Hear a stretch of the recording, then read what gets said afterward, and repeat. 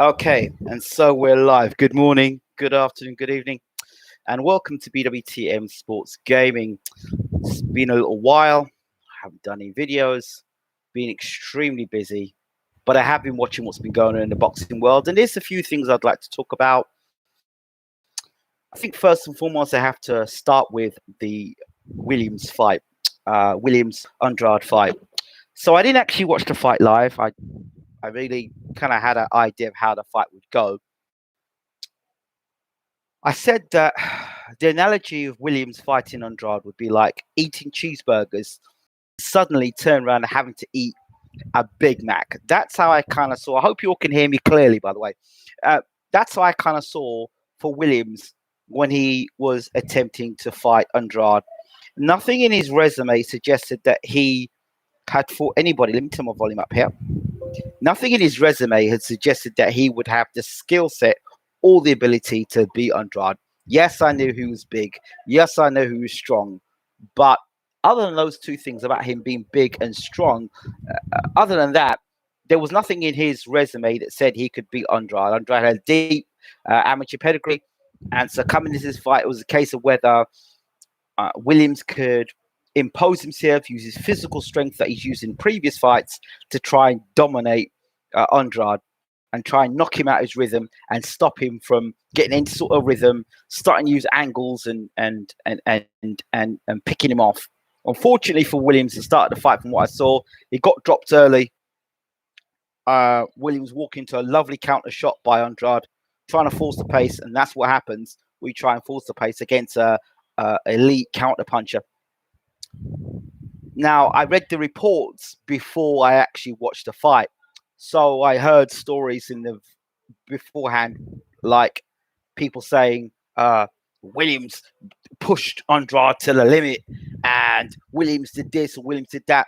And I looked at the fight, I saw from like every round, Williams was getting hit with the uppercut.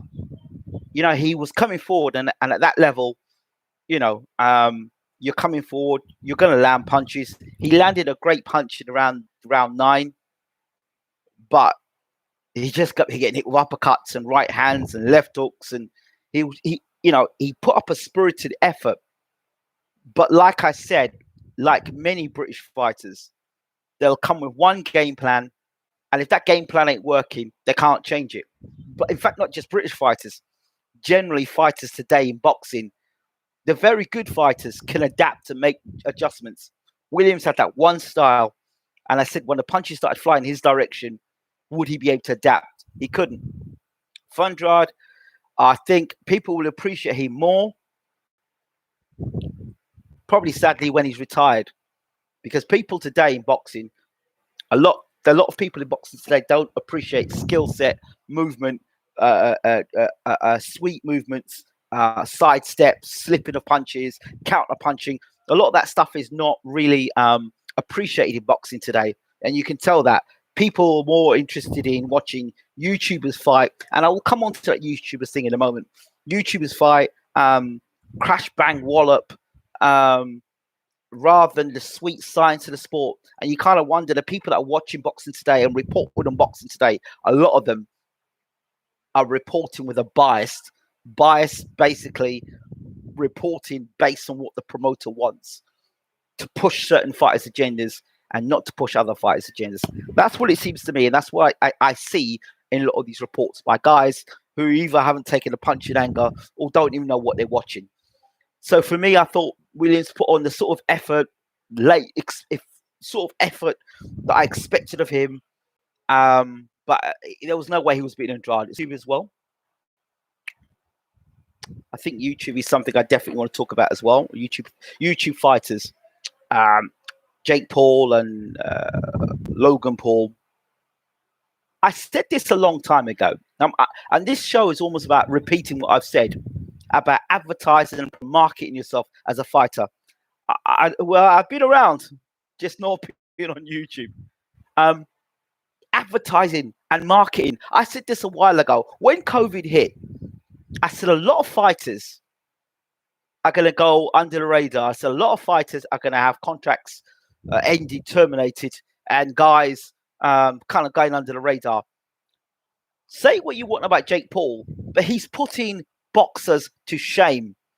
This guy, boxing has allowed Jake Paul to come in and do the nonsense that he's doing, right?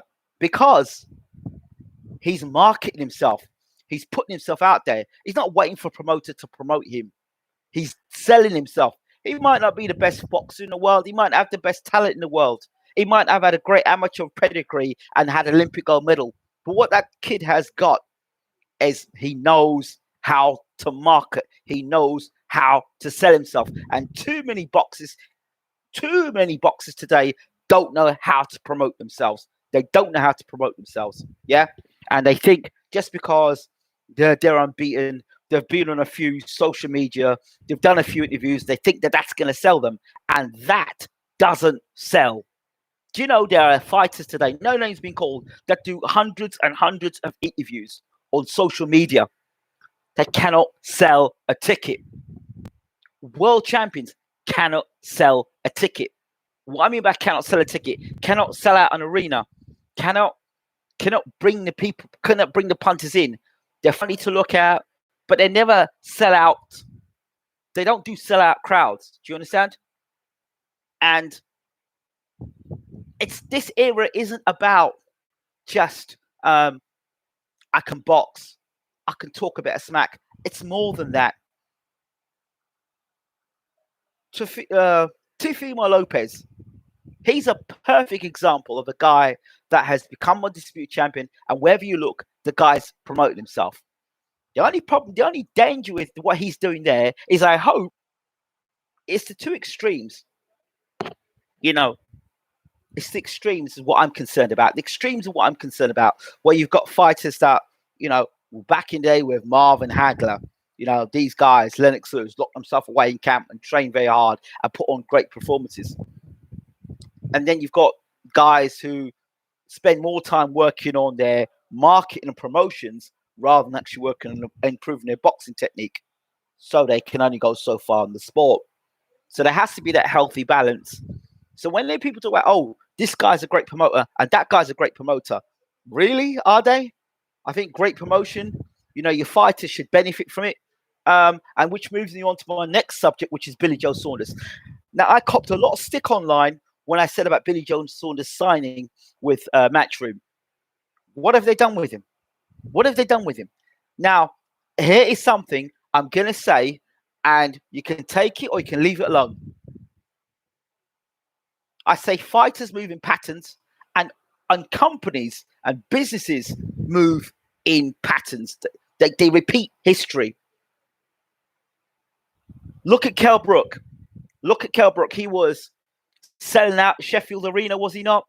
Was he not the next superstar of British boxing, unbeaten, top welterweight? When he was flying, Kell Brook, people were like, yeah, this guy, want to see him in America against Jesse Vargas, Keith Thurman. They were talking about Kell Brook.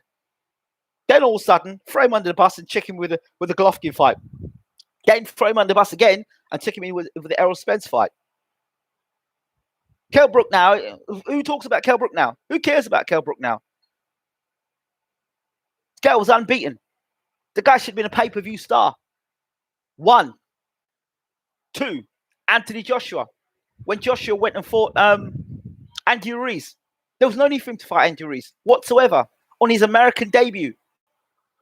Yeah, American debut. That has damaged Anthony Joshua's brand. And no matter what Joshua does now, unless he beats Tyson Fury, that Andy Ruiz beating, that first fight, is still sticking in the memories. Do what he did against Pulev, great. The rematch against Ruiz, but people are still not convinced. They're still not biting Anthony Joshua, not how they were biting him pre-Ruiz. Now, I warned people before he went to America. Can he sell in America like he can sell in England? He can't. He can't. Or he hasn't shown he can. Back in the day, boxing was more honest in terms of gates and receipts and all stuff. Look at Ricky Hatton. Perfect example. And Hatton left England and went to America to fight Floyd Mayweather and went to fight Pacquiao. And you could hear the crowds of the British supporters. That's where you knew you had genuine support. Frank Bruno was another. When Bruno went to fight in America, you could hear the crowds. You could hear them cheering when Bruno fought in America. Bruno. So if Anthony Joshua's been thrown on the bus, if Kell Brook's been thrown on the bus, if Amir Khan moves up 2 weight divisions to get flattened by Canelo, which basically Khan was a feeder, and until people start to understand what it is for what it really is, and stop glory hunting and God worshipping promoters and look at things for what they actually are, and fighters take a little bit more concern about not so much the money, but their own welfare. You're taking blood money here. You're taking money, and as far as I'm concerned, you're taking money to get smashed to bits. Here we have with Billy Joe Saunders now in America. He's not being supported. He's not being supported. His promoter is supporting Canelo. Why should we be surprised there? Why should anyone be surprised there? A, Billy Joe Saunders is not a big ticket seller. That's a fact. But does that mean his promoter should be siding with the biggest boxer the biggest paid fighter in boxing today? Does it mean that? Or does it just mean that, what Hearn is doing is very much a fanboy sort of thing? You're having stakes with the pay-per-view biggest fighter in the world outside maybe Anthony Joshua, huh? And that your fellow countryman is over there daring to be great. And yeah, Saunders is going over there to try, and I don't believe Saunders is going over there just for a payday. I don't believe that. I don't believe that. And I believe he's going to give it his best shot, and I think he's really going to try. I think he's going to come in good shape. I think we're going to see good movement from Saunders. I think we're going to see feints. I think he may even go back to how he fought pre-Olympics. I'm going to see a lot of that movement. Fighters like Saunders, they have this ability, this is a canny ability, that when it comes to the big fights, they can bring that little bit extra. It's when they've got fear in the system, when they know that there's a fighter out there that can clean their club. Do I think he beats Canelo? No. And I'll tell you why I don't think he beats Canelo. I just don't think he's been eating enough Big Macs consistently to fight a guy like Canelo. Canelo's eating Big Macs all the time. He's fighting the big fighters all the time. For whatever reason, Saunders has been denied, or he's not want to engage in the big fights. The big names. And I think if he had 2 or 3 big names under his belt coming into the Canelo fight, I think we would have had a different fight. But now we've got a situation where Saunders is having to rely on everything he's done in his boxing career, his amateur career, and just, it's almost like a shot in the dark, because he doesn't even know himself how good he actually is. And he's only going to find out how good he actually is on that night. He's going to know how good his chin really is against Canelo. He's going to know whether all the movement he's had and all that stuff he's done at British, Commonwealth and European level and at world level, fringe fighters, whether that's good enough. He's going to find out on the night. That's really Saunders' D-Day. It's not Canelo's D-Day. Canelo knows what he's about. He knows his strengths and he damn well knows his limitations. And of all the times to fight Canelo, you fight him on Mexican holiday and you complain about the judges, and you're not going to win the fight on points. You have to stop Canelo. You have to stop Canelo. You're not winning a fight on points. So you knew that before you signed the contract. You knew that before you got on the plane. You knew that on the plane to America, and it would have been in your brain. So you understand it. So what's the game plan going to be? You see, now in England, you've been able to have the luxury of boxing a certain kind of way, box within yourself, fighting, knowing that the judges will give you a fair shout, and you're the WBO champion, and everything's more or less to your favor, to suit you. Now you're going to America. The judges ain't going to be on your side. You got 70,000 Mexicans screaming, baying for your blood. Your promoter's not on your side. So everything possible. And that's just the start. That's just the start. I'm putting it out there that he needs to watch what he's drinking. He needs to watch the corner. He needs to watch all the tricks in the book. Corner man turning up late, delayed by flight, denied access into the country, all that sort of stuff. All the tricks leading up to and in the dressing room before the fight, all that sort of nonsense. But Tyson Fury will tell Saunders of these things. He'll clue him in. He'll clue Saunders in. But it's a very lonely place out there, and it's deliberately lonely out there. Do you understand? And when you can't even trust your own promoter, because your promoter's promoting the pay-per-view best fighter in the world, pound for pound. You got a problem. And yeah, Billy Joe Saunders could be a real problem. He could be actual nightmare for Canelo. He could be. Because, let's be honest, Canelo doesn't do well against movers. Or he hasn't done well against movers. But Billy Joe Saunders at super middleweight, his movement has slowed.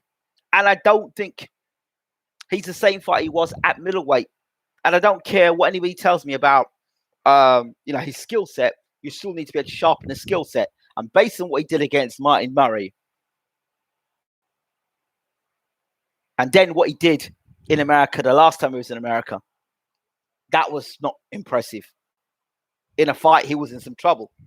And then when he fought for the title and got rocked in that fight and didn't look great in that fight either to become WBO champion, the performances going into this fight, he's looked less than sensational.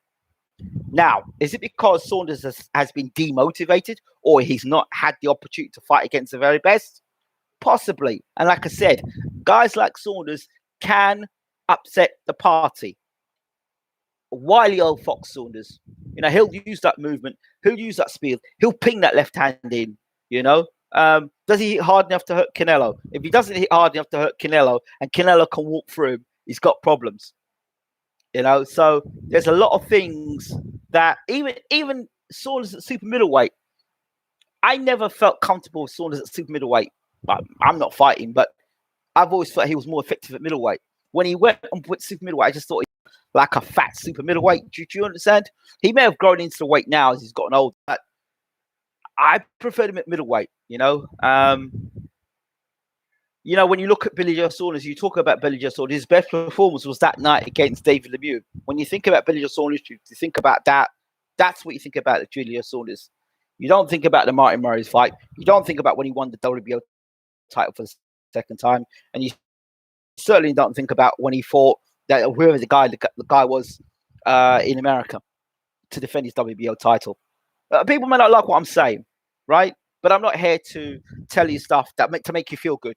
I'm here to tell you stuff that they won't tell you, and then you'll find out afterwards. So I expect the games to continue leading up to the fight week. I expect to see games being played there. I expect to see games in the dressing room, and every inch and every advantage given to Canelo before the fight. We've seen it before. I don't know why fight fans are so surprised that Billy Joe Saunders' father is saying they need support and they need help. Why are we surprised? This is typical. And I hope that boxers see this and know at the end of the day, when you sign with that promotion, that's what you're going to get. You will get thrown under the bus. If they've thrown Kell Brook under the bus, if they've thrown Anthony Joshua under the bus, they'll throw you under the bus. Don't worry about that. They will do that. Don't worry about it. Because you're not enough, the Olympic gold medalist thrown under the bus. Yeah, guys selling out the arena in Sheffield, thrown under the bus. Anytime you are liable to get thrown under the bus. So when you get thrown under the bus, hope you can fight.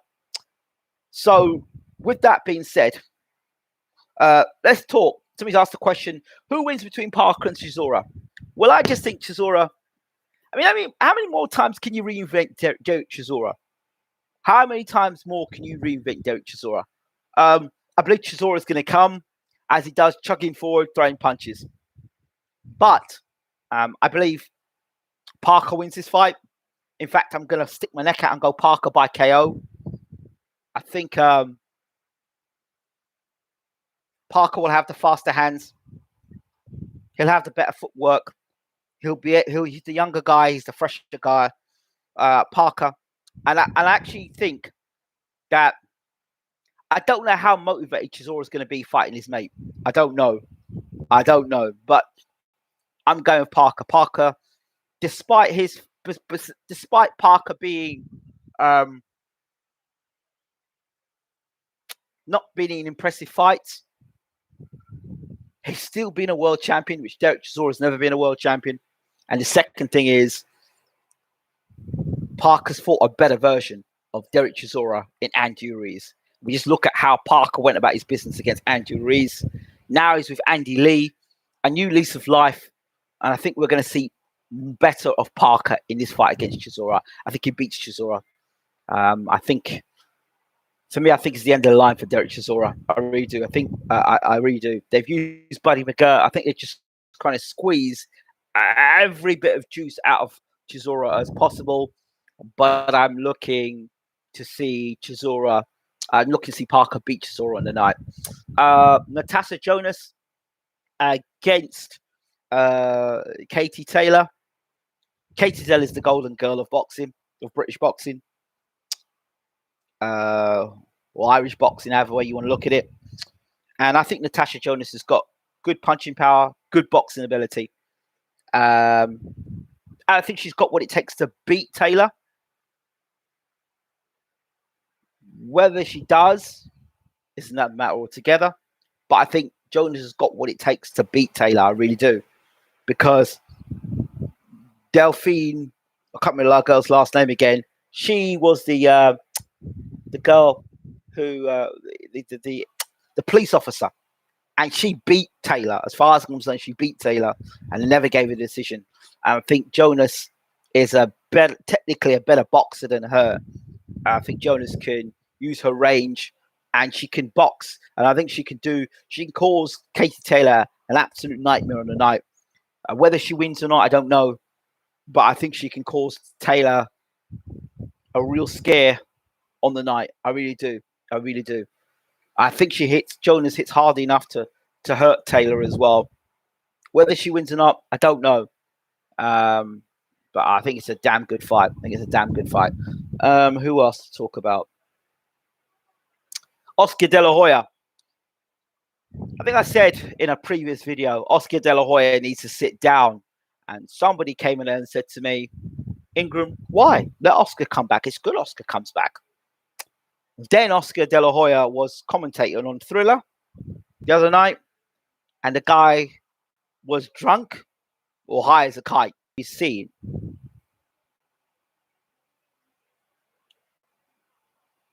Is this the sort of sign you want from your comebacking, I think he's 46 or 48-year-old De La Hoya, who has had problems with alcohol abuse in the past and drugs?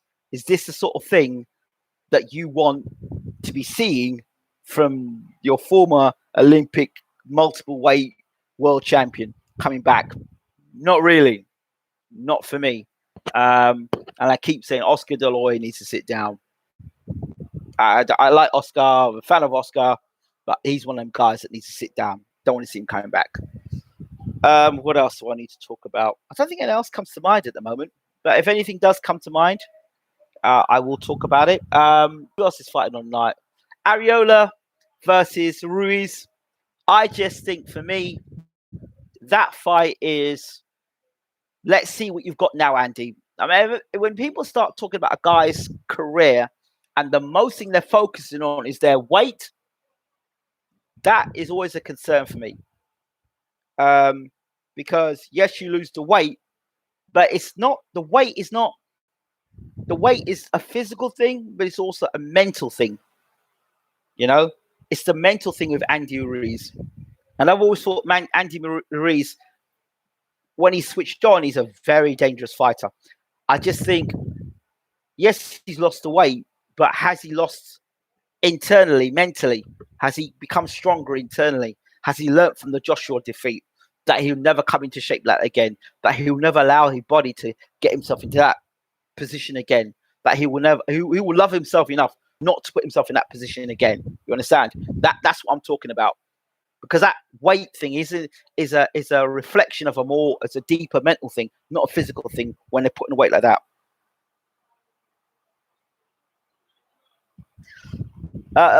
Tell Oscar, okay, hey, you just want to come in and argue, don't you? Telling Oscar to sit down from the man who said Mike Tyson could beat Anthony Joshua. You're comparing two different people. You're talking about two different people here. Now, first of all, Oscar De La Hoya, okay? How many times do you see Mike Tyson on TV doing commentary or talking to him, and the guy is completely out of it? Oscar De La Hoya was completely high as a kite. This is a guy who's come back in. When Mike Tyson was in training, he was looking sharp and he was doing the right things. That's what I'm saying, okay? But it's just come to argue for argument's sake, and whatever. Oscar needs to take a seat. He really does. Oscar De La Hoya's behavior has been erratic for a long time now, not just with the drink and the drugs. Now with the whole thing with Thriller, you got to talk about times you've caught Oscar De La Hoya as a promoter talking about other fighters, and he's been high as a kite and completely out of it. This is a guy that has shown on multiple times he's been unprofessional with alcohol abuse or substance abuse, and he's doing it. The thing is, you are a professional and you're commentating, and you are as high as a kite. That does not.